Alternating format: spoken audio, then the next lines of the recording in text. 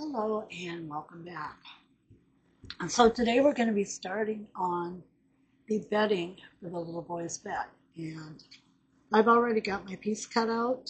Since the bed has a footboard, I have cut an extra length of fabric so that when I put it on, I can just tuck that part right down underneath the mattress, and then it'll hold the little cover on the bed better.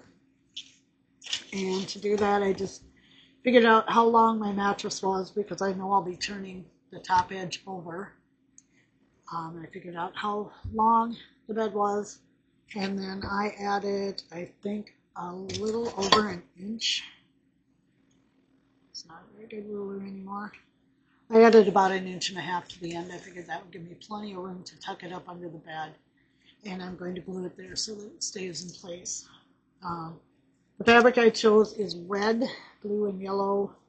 I don't know where the piece went. Oh, here it is. And it's got little clown roly-poly like things on it. I don't like clowns, okay? I do not like clowns. However, I thought for a little bitty boy's room, this fabric was perfect, and I don't even remember where I got it. I think it was in a bag that I got at a thrift store. So I think that's where that came from. I had went ahead and marked out a 1/4 inch seam around the edge because I was going to hand sew it. But then I decided, I've got a sewing machine. I haven't used it for years. I haven't sewn for years. So I thought I'd just go ahead and use that to go ahead and sew the sides up. If you don't have a sewing machine, you could use, a needle and thread, or you could hot glue it, fabric glue it. I don't have much luck with the gluing. I always end up with glue where I don't want it. So that's why I didn't do it that way. That's why I'm going to be sewing it, but you could do it that way if maybe you have good luck with it. I don't.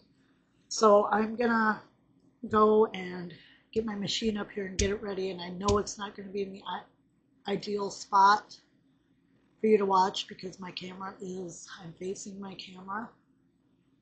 So what you're going to see is the backside when the sewing part comes out. However, I'm sewing. I have no room right now to put my camera anywhere else because I have too much junk up here. So I will get the sewing machine ready, and then we will sew up the little coverlet. I have brown thread on my machine. It is not going to show when I'm done, so I'm not worried about that. And if you want your threads to all be matching, then by all means use, whatever's going to match. But I just have the brown, so that's what I'm going to use because no one's going to see it anyway. So I will do that, and I will be back. Okay, so I'm beginning the sewing, and I just back stitch to make sure that that was going to hold where I'm going to be turning it. I don't want that to. And back stitch one stitch on the corner just to hold that also. And we're going to get this sewn up. And I know I'm going kind of slow, but I haven't sewn for a long time, and also I have to take my foot control apart and fix it. So I don't have a lot of speed. Turn, and we're just going to keep going around until we're done.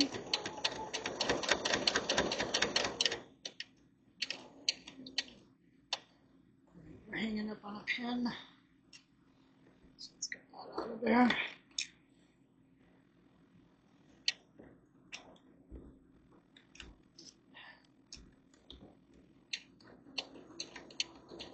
I didn't cut exactly even, but I know that my poster foot is exactly 1/4 inch out on the side. So as long as I stay close to the line, that's what I know is going to be a true 1/4 inch. I'm good.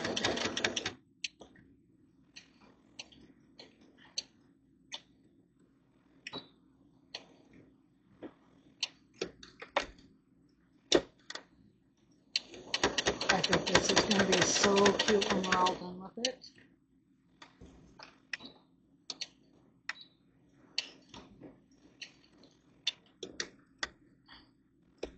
I need to relearn my machine again too.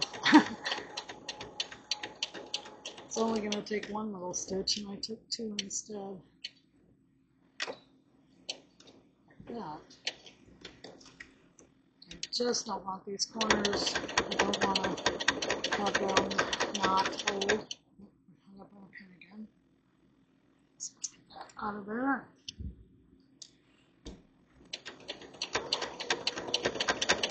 I love this machine. I've had it forever.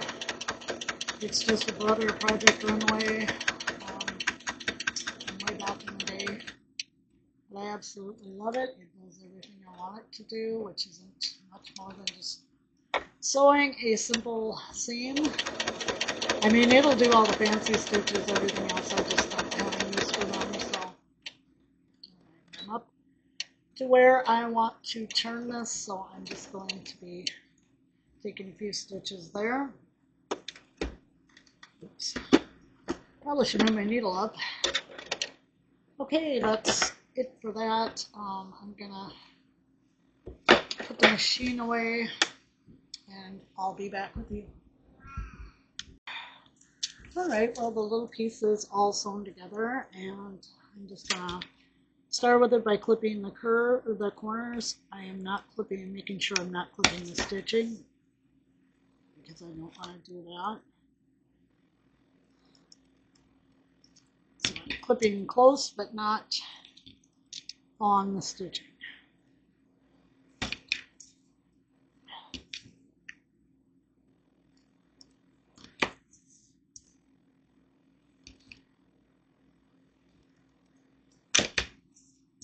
And then for these corners, because I'm going to turn it, I'm just going to clip them. And again, I'm not clipping all the way to the stitching. I'm going to put a clip on each side of that. I'm clipping into the corner. And then, so making sure I don't get that stitching, and then just a couple clips, one to each side. I'm hoping this will make turning it a very smooth and good process. I did not leave myself quite as much room up here as I would have liked, but I'm going to go ahead and start turning it inside out. It seems like once you get it started, it doesn't go so bad.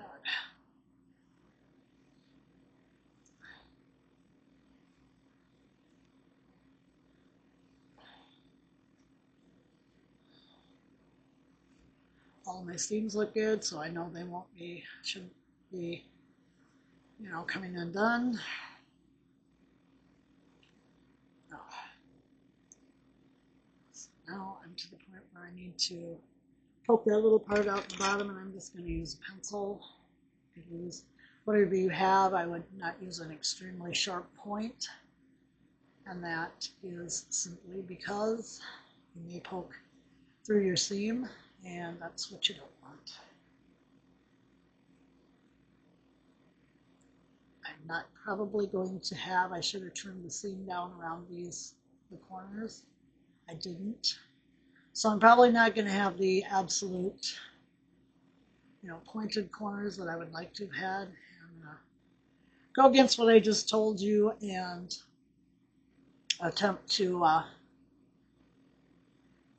poke those corners out with something that's a little more pointed. Don't do as I do, do as I say. Use your own judgment, what you feel comfortable with. Because there's no right or no wrong on how you choose to do this. So just remember that. I sew my way, you sew your way, and hopefully it'll all work out for all of us. So now that one is starting to be a little more pointed, so what I'm going to use is I'm going to take the handle of a smaller paintbrush and just put that in there and try to work that corner out a little bit. Sometimes if you just work your seams gently back and forth from one direction than the other, you can still achieve a pretty good corner. I just kind of push at the material while I'm poking in. If it's not perfect, it's probably not going to be that noticeable anyway. There we go.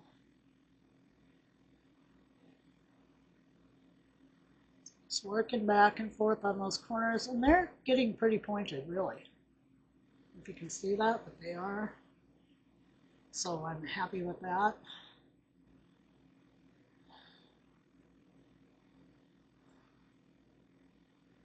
Moving that fabric around just a little bit. There we go. All right.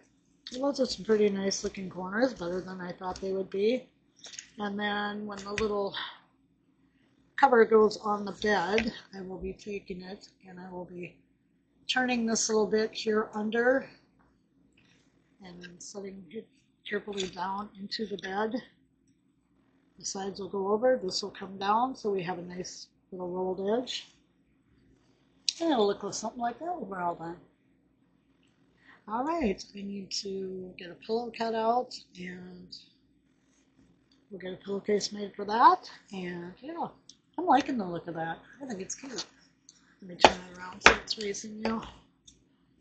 Because I could invert the video, but I'm probably not going to. So yeah, it'll look something like that. Let me know what you think. I think it's turning out really cute. I haven't decided. I would really like it to be like a quilt. However, I don't know what putting, like a lightweight quilt matting or polar fleece or whatever would do to it. And I think I might go ahead and try that off camera because I would really like it to look quilted. All right, well, I'll be back. So I did decide to go ahead and put some padding inside the comforter, and I don't know if you can tell, from it on the video or not, but it does give it a more padded, rounded look like I wanted, so it looked more like there was a comforter on there. I was going to put stitching on, but then due to the fact I used polar fleece in there because it's not as thick and stiff as the quilt matting I've got, I decided I would use polar fleece instead, and it gives it just that nice little bit of padding. You can feel it when you touch it, and so you can tell it's in there. I only went to the edges here. I did not pad the bottom part down there. And if you are going to do that, I would suggest either sewing it in when you make the comforter, or that you leave a much wider opening than I did at the top, because it was a struggle getting the polar fleece in there. I just used tacky glue to glue the top of my, to glue this opening here on the top shut. You could sew it if you wanted to. You could, do whatever you wanted with it, fabric glue, whatever. I just figured tacky glue would be fine since, excuse me, I'm sorry, I've got much crap in my throat. I figured that tacky glue would be fine since, it's not going to be used or moved around a lot once I get it in the little boy's room, that's where it's going to be. So anyway, and then I will turn this back a little bit to look like there's a top sheet also, as the back end of the comforter. And then we'll make a little pillow with a pillowcase, and we'll pretty much have the little bed done. What I do like about using the polar fleece, and I do have more on this side than I do on this side, is it's going to be a lot easier though to get the cover to lay down, because the quilt matting is a lot stiffer. I think what I've got is a wool or a wool blend quilt matting, and even though it's a thinner one, it's stiff, so that's it. This is going to make it easier to be able to lay the fabric down and glue it. You'll just be glued along the sides of the bed to hold it in place. Yeah, that's what we're looking at. I'm really excited about it. I'm really pleased with it. Once I get this part folded down, and then we get a little pillow and pillowcase on there, it's going to be just too cute. I'll be back with more.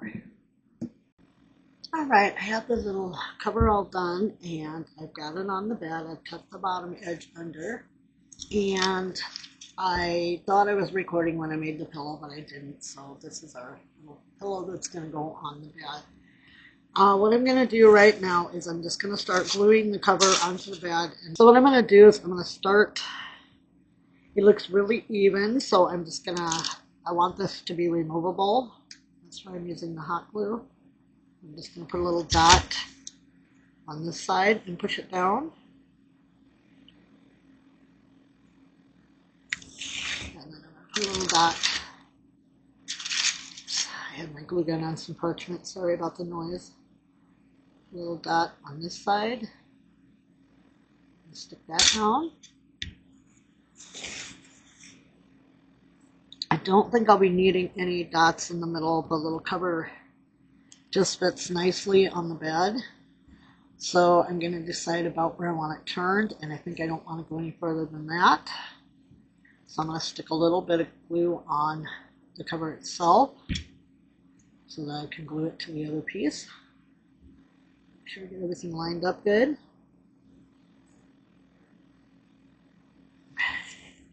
And I'm just going to do the same on this side, just a little dot of glue. Get that turned so it looks nice and even. Hold it for a second, let that glue stick the fabric together, and then I'm just going to put another little dab of glue here. I'm sorry if my head got in the way, I was trying to see it. And one over here on this side. I'm not going all the way to the edge here, up here, because I don't want any of the glue to show. I'm just going to hold that for a second, and the problem with this corner wants to flip out a little, so I'm just going to put a tiny, if I can, dab of hot glue on there to hold that. Alright, and there's our little bed. You see it's nice and soft, like a bed should be. And then we just stick our little pillow on, like so. And there's our little bed. That part is all finished. I may give him a throw pillow somewhere. I've got some fabric that's got elephants and stuff on it, so I may make a throw pillow in the shape of an elephant if I can do it. But yeah, that's going to be it for the little bed. Nice and soft. Looks really cute. I'm happy with that. We'll try it in the farmhouse in a little bit. First, I would like to say that I am sorry that it has taken me about a month to get back to working on this. I am finding that the summer months are very busy. There's the lawn, there's all kinds of stuff out there. I started a new flower bed, which is growing really wonderful, and I'm really happy with that. There is my job. I'm not making excuses. I am just simply telling you the truth that I'm finding out that without Rob here, there is a lot more on my plate than I had before, because I had him to help me with everything. I do have a sizable lot. I wish now that I didn't. I wish I had one of the houses that don't have much for a backyard, but I have a very big backyard. I can only get Sarah's help every other weekend if she's not busy. And sometimes she is busy. We did do a rummage sale, not this past weekend, but the one before, so there was all the getting ready for that. She doesn't live here. It's about a 100-mile round trip when I go to her house, so I was taking things up there and getting things ready, and we were cleaning out the craft room because I was attempting to sell some of my craft supplies, which for some reason just didn't go over very well.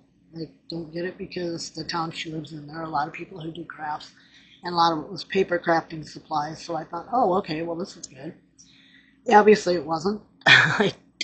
She sold a lot, but she had kids' clothes, so they always sell. I'm just realizing that with my job, with the 4 10-hour days, and then trying to see family on the weekends if I can, taking care of the inside of the house, everything without Rob has been it's hard. It's harder than I ever thought it would be.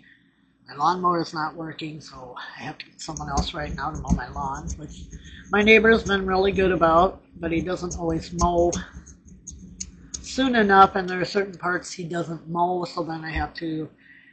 Right now, it's mostly smaller areas he doesn't mow, but I have to get the weed eater. It's just everything is like a lot harder now and taking more time than I thought it would. I am looking. I don't want winter because our winters here tend to be cold and snowy and yucky and icy. And I don't want it for that reason, but I do want it because once the snow covers the ground and the ground freezes, there's really not much more that needs to be done with it. Um, Also, it has been super hot here, like in the 90s. So I have been devoting my mornings to working out in the yard, doing anything I need to do out there before it gets too hot. And of course, I don't get home until a little after 11 at night. So I really don't think anyone would appreciate me out there making noise in the yard at night while they're trying to sleep. So there's been all that, and I do apologize for not being back because we really need to get this done. I'm honestly getting a little tired of the farmhouse because it sits there and I'm not getting anything done, and then I get really frustrated with myself because I want to get it done. I've got other things I want to do.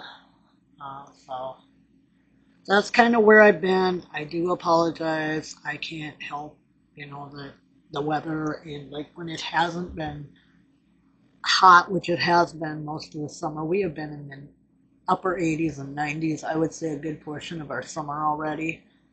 And it's my front yard. I have no trees and it faces south, so that's another thing that, prompts me to have to do things in the morning while it's still cool out.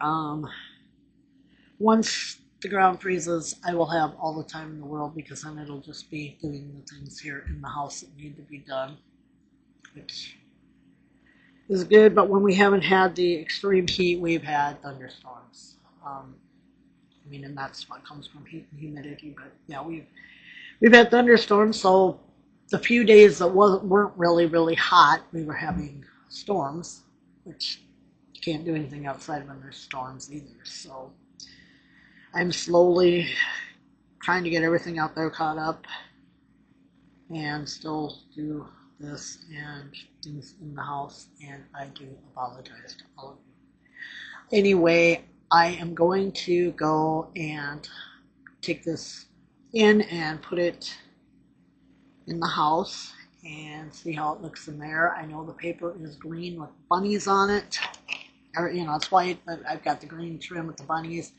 I did find this little chair, and I did cover the seat with just one of the little roly-polies. Kind of tried to center it. I knew I was going to use the chair, so I've had it painted for a while, but I didn't.